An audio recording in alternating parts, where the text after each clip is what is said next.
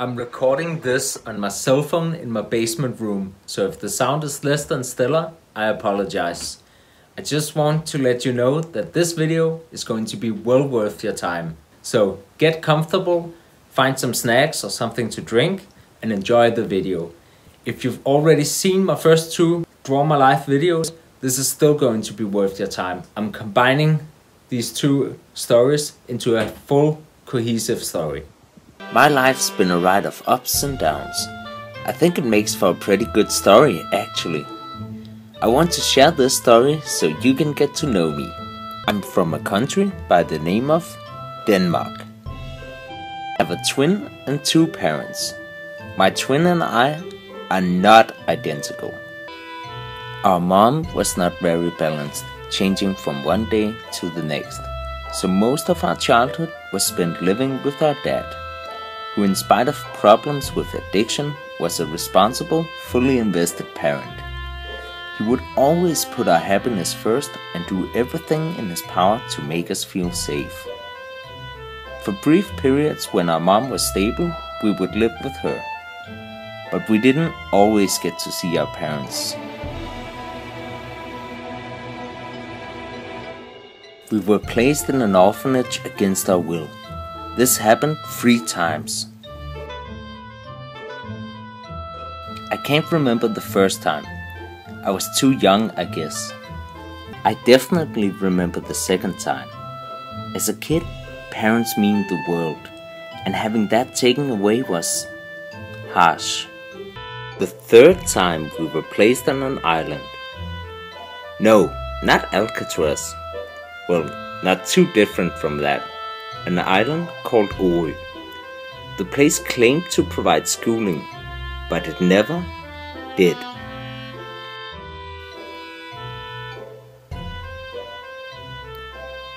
All the kids there got to take care of animals from all over the world. Sounds like fun, but it was hard work. I got to take care of a kangaroo. Already a fan of martial arts back then, I tried to teach the kangaroo to box. Kangaroos can be dangerous when provoked, but I didn't know that then. There should have been more adult supervision, but luckily neither I nor the kangaroo suffered any harm. A few years later, sensationally, my dad won back custody in the Supreme Court, so my brother and I went home. I can confidently say this was the happiest day of my childhood. We got back into school and spent the following years learning and reconnecting with our friends. Let's move on. I passed by a traffic light and noticed a sticker hanging on the side of it. I decided to get into martial arts. It was like martial arts ignited a fire inside of me.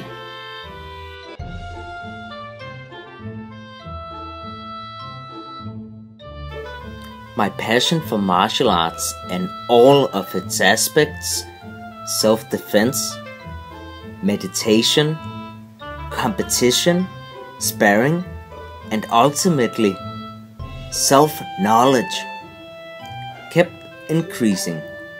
Let's move on a bit. I'm 29 years old, and for the first time in my life, what I want is security. My priorities are these: get a full-time job, get an apartment, become a father. Let's move on a bit again. A month before turning 30, those goals look further than ever. My relationship has crashed. I have applied for countless full-time positions, but have gotten none. On top of that, I'm no longer a student, which means I'll get kicked out of my dorm. After briefly contemplating street life, I move in with my dad, who is supportive and lets me live with him for free. The apartment is run down and the kitchen is only somewhat functional, but I have a bedroom and there's a shower. As a volunteer, I work with troubled youths and experience how martial arts can positively impact the lives of others. I start thinking about teaching self-defense to the homeless of my city. Homeless people are at risk out in the streets, and besides that, it can benefit their lives through increased confidence and provide a constructive path to follow. Inspired by YouTubers such as Casey Neistat and Shane Faison, I come up with Zen-Dragon.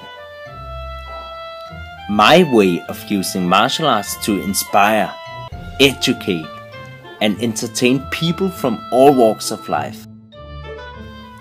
If the martial arts content I create inspires someone to do better at school, grow as a martial artist, do better as a parent, or pursue their passion, whatever it may be, then Zen-Dragon is making a positive impact.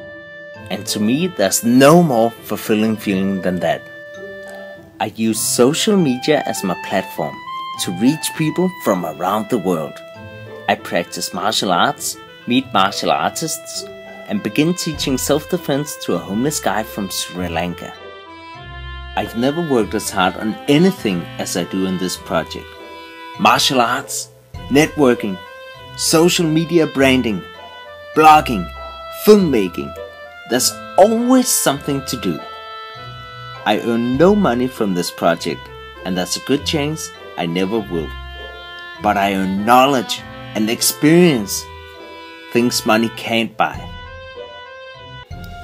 When my passion allows me to connect with you guys, I feel blessed and inspired. Even if Zen-Dragon plays a tiny role in bettering someone's life, then I'm grateful to have started the project. I stayed at my dad's apartment for about 2 years, saving every penny I could. I was constantly saving up money for a place of my own, and training to grow stronger and improve upon my skill set. During this time, I was only able to get part-time jobs for limited periods of time. So, although my savings were growing each month and I spent almost none of my income, there was no bank willing to offer me a mortgage loan. Around this time, my brother devised a plan which would propel me forward. Simply put, I'd transfer all my savings to his bank account. That way the money was serving a purpose in ridding him of debt on his mortgage. To return the favor, my brother would not only transfer my money back once I needed them, he would lend me the same amount of money which I had transferred to his account. That way I could afford a cheap one-room apartment. Finally, we found an affordable one-room apartment and laid the money down. I had a place of my own and started gradually paying back what I owed to my brother. Then I met my girlfriend Anna across the street. Anna's personality was like a perfect match. Eventually we moved in together. I felt truly blessed. I'd found a soulmate in Anna, was still training and sharing my passion for martial arts, and Zen-Dragon was gradually growing more and more, partially due to my first viral video.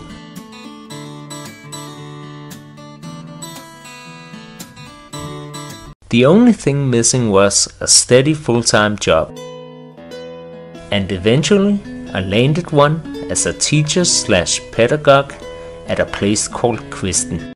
Some time later I earned my black sash in Kung Fu after about 9 years of consistent training. The black belt test involved full contact sparring with 2 to 4 opponents and other challenges, including the heat, as it turned out to be a warm sunny day. This remains one of the more intense and challenging experiences on my martial arts journey. Sifu Cristiano de Simone, a longtime fan of Zen-Dragon, invited me to come visit him in Italy.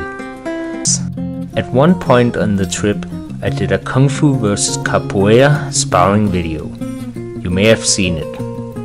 This one I got accidentally poked in the eye. The next couple of days, this injury got gradually worse. I was extremely sensitive to light. Luckily, I got some eye drops which helped, and I was healed just in time for my planned meeting with the Vesuvian Sheeps, a Napoli-based full-contact weapon sparring group. This was the first time I got to spar with Kung Fu polearms, as well as with Tonfa and Tomahawk. Not only did it make for some cool YouTube content, I also learned a lot from the experience. Another surreal moment on this trip was receiving the award of Best Master / Best Fighter at the Town Hall in Napoli.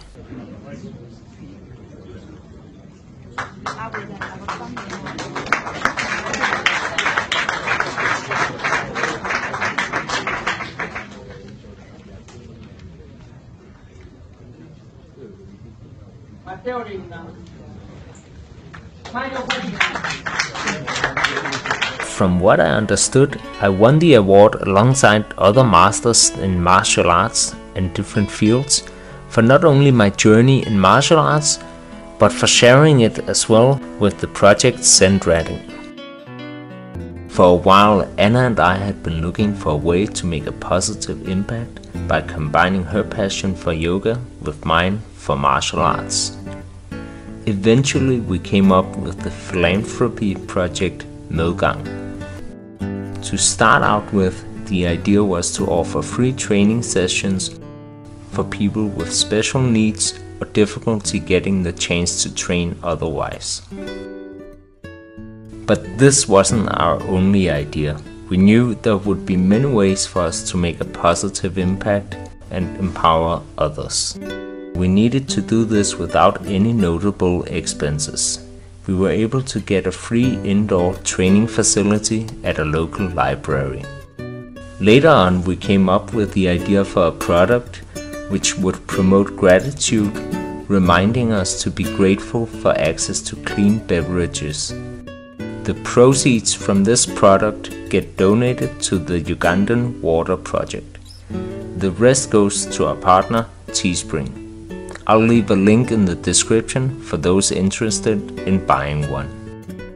Anna and I embarked upon a backpacking adventure. We traveled from Denmark to Thailand to Cambodia, and from Cambodia to Thailand to Denmark.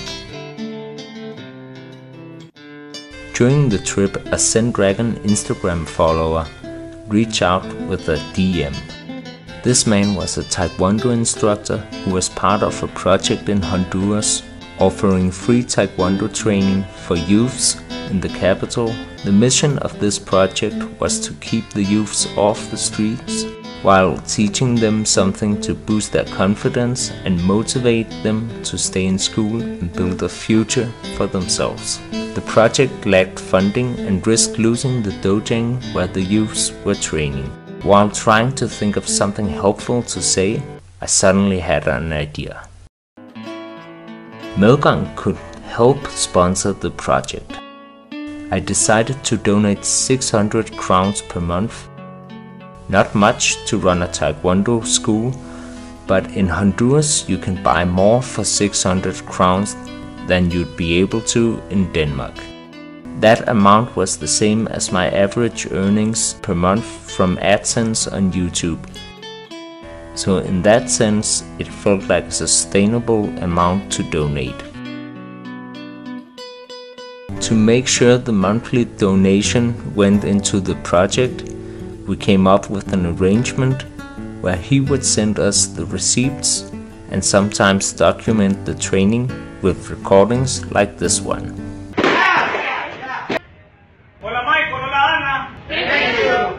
Eventually, we ended the monthly donations, but at this point, the project was doing well. Guillermo remains an online friend, and I hope we meet one day. While in Cambodia, I got to train with a Bokator master at Mr. Lee Gym and record a video to shine a spotlight on the ancient Khmer art. I have since received many comments from people from Cambodia thanking me for making those videos, as well as some from people who'd never heard of Bogota until they saw the video. Anna and I encountered a dangerous situation, but survived it with a story to tell. I won't go into details, but the whole incident and our overall 5-week adventure in Cambodia/Thailand is shared in this vlog. I'll leave a link to it in the description. While training Kung Fu, I met a lot of martial artists from various backgrounds and got to pick their brains. I also learned some additional techniques besides what I knew from Kung Fu. At this point, I felt the time was right to start training Krav Maga. This meant I had to leave the Kwoon where my martial arts training had begun. I would have loved to have trained both places, but sometimes there's just not enough time. That said, I still practice Kung Fu on my own. Krav Maga sometimes gets a bad rep, as there's a lot of fake Krav Maga being taught out there.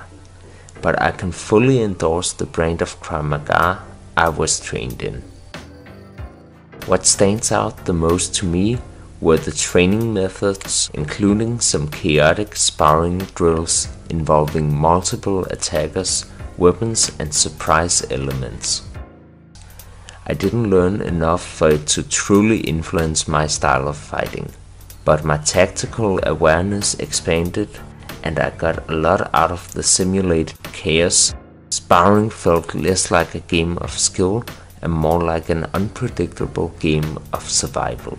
It's very encouraging to realize that I am now peers with many of those who inspired me early on to start Zen-Dragon. Hopefully I get to collab with more of the people who inspired me early on. Both Shane Faison and Kong Lei follow Zen-Dragon on Instagram, so who knows. Shane is probably my biggest YouTube inspiration, and Kong Lei inspired me to try to set up my Kung Fu kicks with boxing punches. Of course, that works with animal style techniques as well. Oof, another hard strike, so this. An animal claw strike followed by a tornado kick connecting at the end. By far the most significant and important change is one I've yet to mention. One morning, I woke up to the sound of Anna's voice. She was calling from the living room while lying on the floor as she was very dizzy. She showed me a pregnancy test and the result was clear. Our lives would forever change. The next day, we boarded a plane with Anna's parents for Tenerife. It just so happened we'd planned a vacation with her parents, not knowing Anna would be pregnant at the time. Upon our arrival in Tenerife, we broke the news.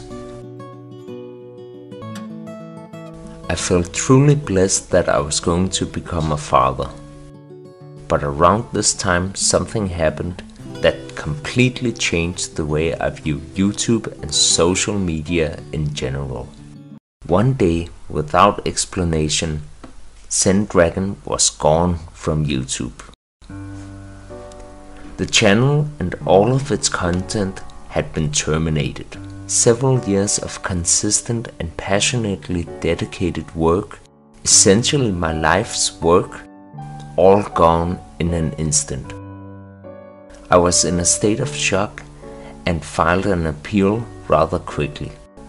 But I was shocked when I received a seemingly auto-generated response rejecting my appeal.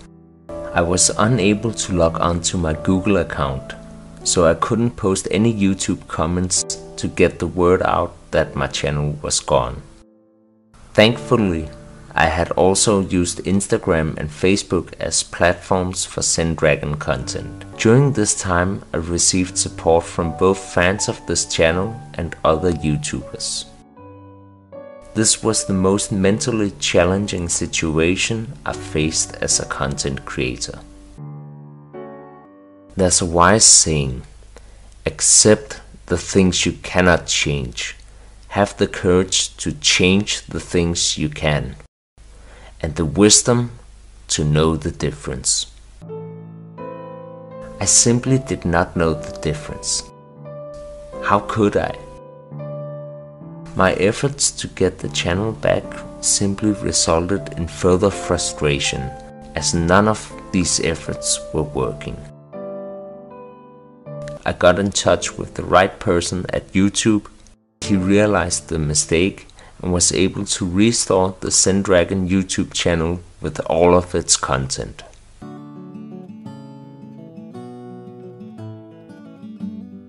I learned a big lesson from this experience.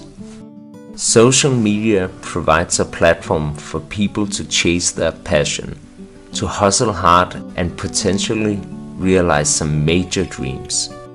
Depending on how hard and smart you work towards your goals, the sky's the limit. But at the same time, all of that work can be taken away in an instant, sometimes without warning or explanation. I was never told why my channel was deleted, but I am relieved and very thankful that it wasn't all lost, both for personal reasons and for anyone who's ever benefited from my content. After having trained Krav Maga for some time, I decided to learn some BJJ. So I started training at an MMA gym called Rumble Sports. This gave me the chance to also train kickboxing and MMA. I've trained all three arts, but focused mostly on no-gi Brazilian Jiu-Jitsu. The sea of Brazilian Jiu-Jitsu is vast, but at least I can swim now.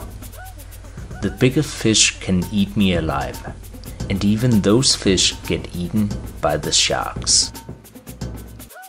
But when I spar with land creatures not used to the ocean, I often manage to submit them if it goes to the ground.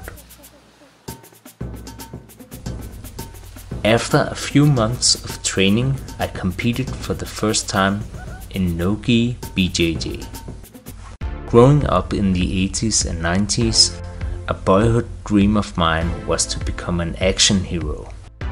And now I was about to live the experience as the lead character in Dragens Skæbne or Fate of the Dragon, an action/sci-fi miniseries created by Breakzone Films. All 5 episodes of the miniseries were recorded in 1 week, with recordings from early morning to late at night. The overall experience was both fun, challenging, and a major learning experience, and the memories will last with me. Now that I tried kicking ass on screen, I would soon pursue another dream: to face an opponent in full contact kickboxing in front of a live crowd. I was contacted on Instagram by Strength by Martin, aka Martin Andersson, a bodybuilder and kickboxing coach from Sweden. His fighter Robin Ekström was looking to compete in a kickboxing ring, so he proposed the offer for a kickboxing fight. I knew this would be a major challenge and that I might get hurt, but I decided to face my fears and take on the challenge. I knew I was the underdog going into the fight. Robin Ekström had been training specifically for the sport of kickboxing, while my training had been mixed with emphasis on kung fu weapons, grappling, self-defense, animal styles, forms, in addition to some kickboxing here and there. On top of this, Robin had a muscular build and outweighed me by 15 kilos, so this would be an open weight fight. For me, simply stepping up to face someone that much bigger for my first fight, it was already a moral victory. I wanted to be part of an entertaining fight, where I managed to showcase my kung fu kicks. I lost the fight, but went the distance, and not only that, I was getting better and better as the fight progressed, while my opponent was losing his gas tank. Ta och ringa på den tjänsten där. Kom igen nu! Run, Michael. 30 kvar, kör vi! Kör vi! That's it, he won fair and square, so kudos to Robin. I learned a lot from the fight itself, and perhaps even more from the weeks leading up to it, where I had to prepare mentally and physically and balance a hectic time in my life with training for the fight. Since then, I've fought a few more times and both tasted victory and defeat. But fighting, even at an amateur level, can be dangerous, so in the future there may be one final fight for me left, but otherwise I'll stick to sparring to stay sharp and test myself. And hopefully the need to protect myself or others won't force me to fight. There's one more special moment left to share. Late at night, the water broke. We called the hospital and were told to wait. We waited until we could no longer wait and took a cab to get to the hospital. When we arrived, there was no more time to wait. It was a stressful situation, but Anna remained focused and positive, doing all the work, giving birth. Seeing our son for the first time was a pretty special moment.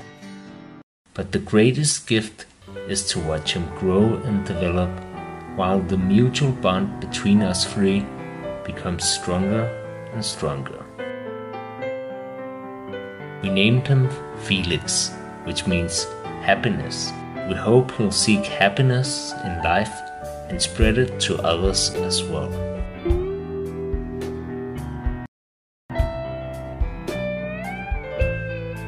Whatever path he chooses, I want him to follow his passions and approach the journey without perfection.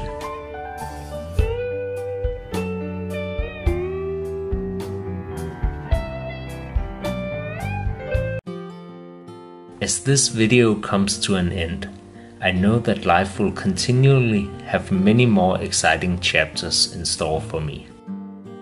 I do not plan on creating any more Draw My Life videos, but I'm very happy to have completed this one. After years of free content, the time has come where I need a helping hand from some of you. You can support me with $3 each month or 5 or 10 for a few extra benefits. Supporting Zen-Dragon via Patreon will probably make no difference to you financially. If you're living hand to mouth, I don't want your money. Then I'd rather you keep them for yourself. Don't worry, I'll be alright. The donations are in place to help cover equipment and other expenses for the channel. Now that I'm also a father, it's more challenging than ever to find the time to create and share free content. But if enough of you support on Patreon, there will come a day where I can cut down my 9-to-5 job, either partially or altogether, which will make it sustainable to continue creating and sharing free content here on YouTube. Even if that does not happen, I'll still continue sharing, but possibly with longer breaks in between. Thanks for listening. Now visit my Patreon, that's patreon.com/Zen-Dragon. I greatly appreciate you for listening and for continually watching Zen-Dragon.